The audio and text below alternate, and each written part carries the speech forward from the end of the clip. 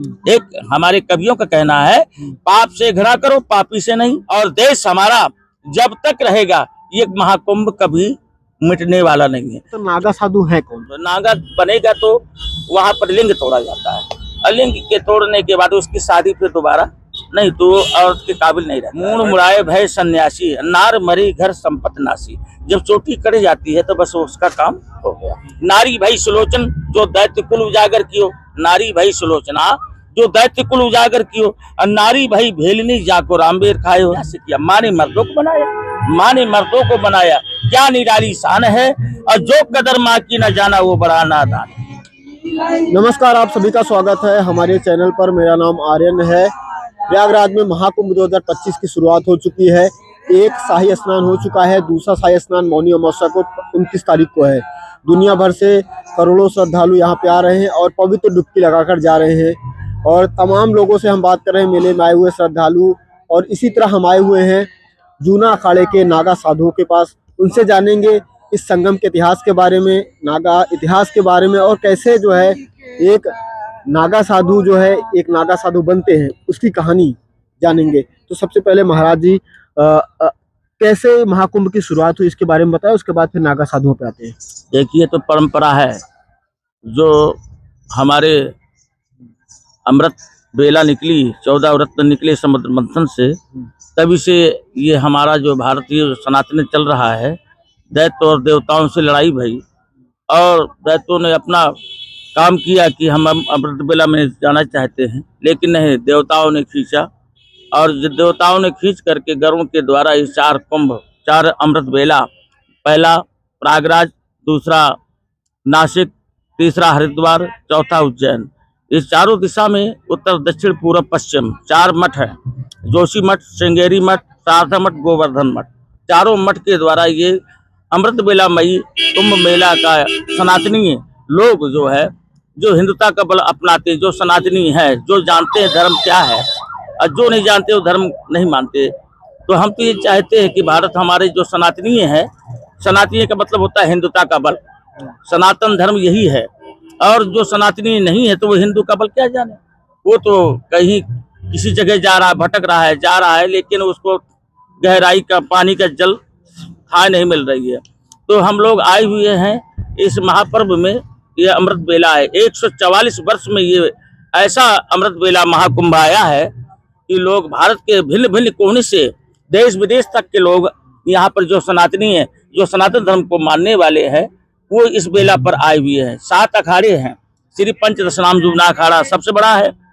अच्छा, 7 अखाड़े कुल होते को 7 पहले एक ही अखाड़ा था, पहले एक ही अखाड़ा था। क्यों? ये जब अंग्रेजों ने हमारे भारत को गुलाम बना रखा था, और जब लड़ाई लड़ी गई और लोग लड़े, वीर सुभाष, भगत सिंह, शेखर आजाद, ऐसे ऐसे नेता हुए जो भारत में अपना बलिदान दे दिया, और आज जो है भारत को चंगुल से हटा करके अमेरिकों से गुलामी जो है आजाद कराए। जो गणतंत्र दिवस 26 जनवरी 15 अगस्त क्यों मनाया जाता है? तो ये सनातनी है लोग मनाते हैं। तो हमारे जो पहले के लोग जो थे वो एक ही अखाड़ा था। जब अखाड़े में जब लड़ाई भई तो लड़ाई में हिंदुता का बल, हिंदू कम हो रहे थे, तो 7 अखाड़े, एक ही अखाड़ा था, तो 7 अखाड़े बांटे गए कि भाई अपना अपना भिन्न कार्य तुम लोग करो, जनसंख्या बढ़ाओ, अपना परिवार बढ़ाओ। क्योंकि अगर भारत हमारा आजाद नहीं हुआ तो हम लोग फिर ये धर्म हमारा डूब जाएगा। इसलिए 7 अखाड़े बनाए गए। 7 अखाड़े से अब 6 अखाड़े और बढ़ गए। अब तो अब और बढ़ गए। अब जैसे आपने कहा किन्नर और कई उदासीन, कई अखाड़े में 6 अखाड़े, 7 इस समय हो गए वर्तमान 13 अखाड़े। मतलब पहले एक अखाड़ा था, फिर 7 हुआ, और 7 के बाद 13 अखाड़े हो गए।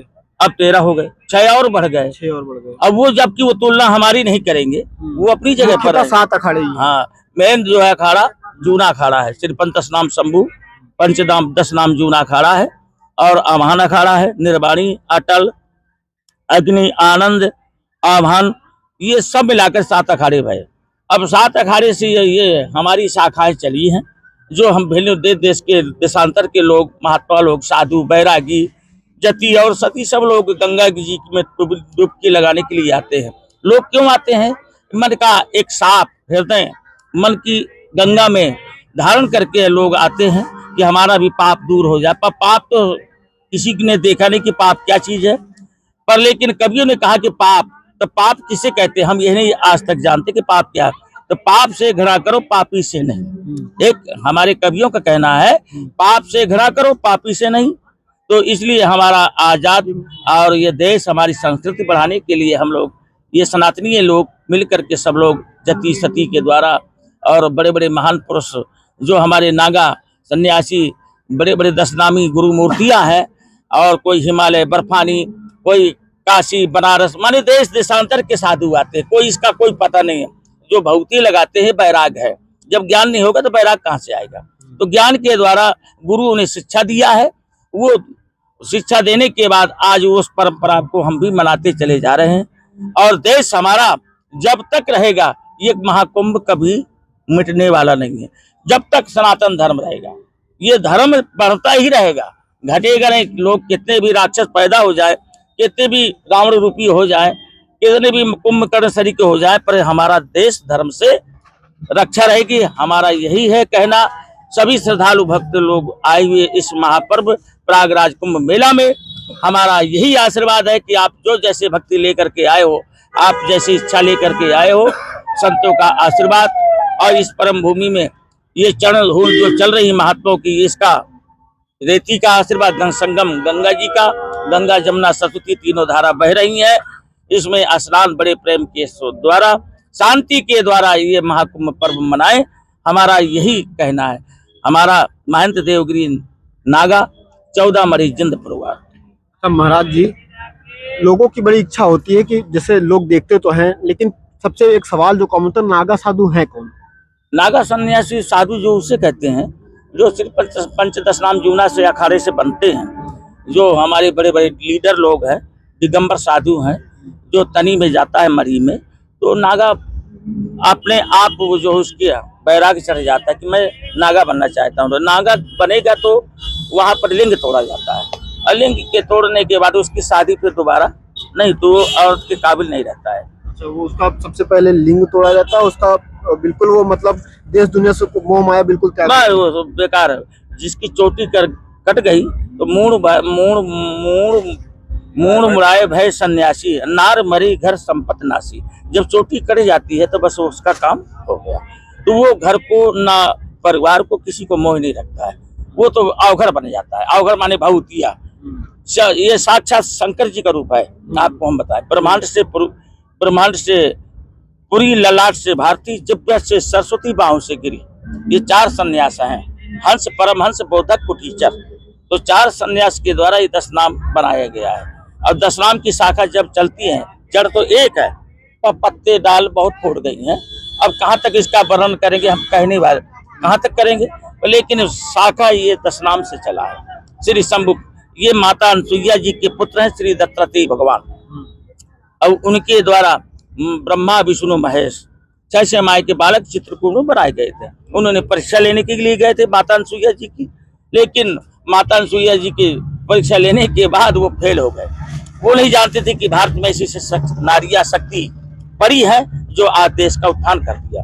नारी भई सुलोचन जो दैत्य कुल उजागर कियो, नारी भई सुलोचना जो दैत्य कुल उजागर कियो, और नारी भई भेलनी जाको रामबेर खायो, नारी भई सावित्री जो पति हमसे प्राण छुड़ाए, नारी भई मंडलासा जो पुत्र ब्रह्म ज्ञान बताए, नारी भई अनसुईया जो ब्रह्मपाल न झुलायो, नारी भई सीता जो राम संग बन बन फिरी, नारी भई मंदोदरी जो पति राम को उपदेश दियो। तो हमारे भारत में ऐसी सी नारियां पड़ी हैं देश के अंदर, जो चाहे बालक का संस्कार बना सकती हैं और चाहे तो बिगाड़ भी सकती हैं। ये माता पिता के द्वारा होता है। हमारे शास्त्रों में, हमारे धर्म में तो नारियों को देवी का स्थान दिया गया है। देवी का स्थान तो है, वो देवी का रूप भी है एक तरह से नारियां। हाँ, भारत की नारियां देवी है, सती है। इस भरी दुनिया में माता से बड़ा कोई नहीं, और सैकड़ों खाई मुसीबत मगर मार रोई नहीं। पढ़ के ममता में माँ बेचारी जान तक दे दिया, और कर नहीं सकवा बेदर्द दुनिया से किया। माँ ने मर्दों को बनाया, माँ ने मर्दों को बनाया, क्या निराली शान है, और जो कदर माँ की न जाना वो बड़ा नादान है। जिसने माता पिता की सेवा नहीं किया तो वो बालक उसे बेकार है।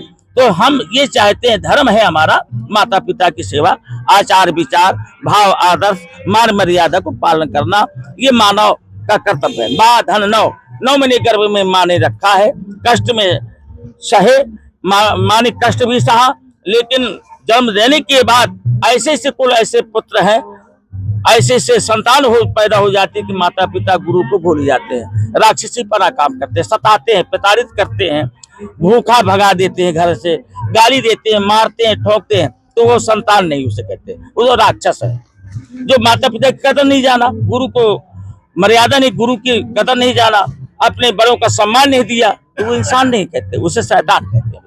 हमारे लेख में तो ये सनातन धर्म यही कहते हैं। अच्छा महाराज जी, जो एक और नागा साधु के बारे में कहा जाता है, नागा साधु 12 साल की कड़ी तपस्या करने के बाद ही बनते हैं, उसके बाद उनका पिंडदान होता है। नहीं, क्या ये बैराग, आज तो देखो साधु बनना चाहते, पंच संस्कार पर्चियां कटती हैं अखाड़े के अंदर, 14 मरी में, 13 मरी में, 4 मरी में, 16 मरी में, तो वहाँ पर्ची कट जाती है 5100 रुपये की।